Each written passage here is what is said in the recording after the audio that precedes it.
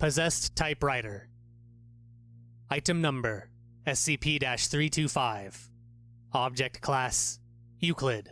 Special Containment Procedures. Item is to be kept in a Faraday cage at all times. Exposure to radio waves may cause item to become uncontrollable. Any matters affecting national security must not be mentioned whilst in presence of item. Any persons wishing to study SCP-325 must gain Level 4 clearance and make a full report of anything spoken aloud in hearing distance of item. Description: item appears to be a standard QWERTY typewriter.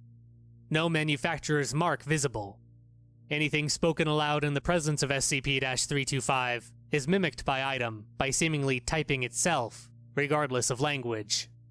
No ink ribbon appears to be present in item. Exposure to radio waves causes item to type at high speed, any information being transmitted over said radio waves. Any radio receiver in the vicinity will emit loud, seemingly meaningless noise, regardless of power supply. Addendum: any form of paper is not to be brought close to item. Addendum: item not to be approached in groups of more than 8. Appendix 1. Recent experiments have shown item SCP-325 to be highly reactive to paper being placed in it, in which case it begins typing furiously with no input required. One scientist remarked that item appeared to have an intelligence capable of passing a Turing test.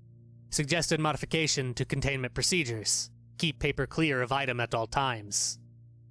Appendix 2.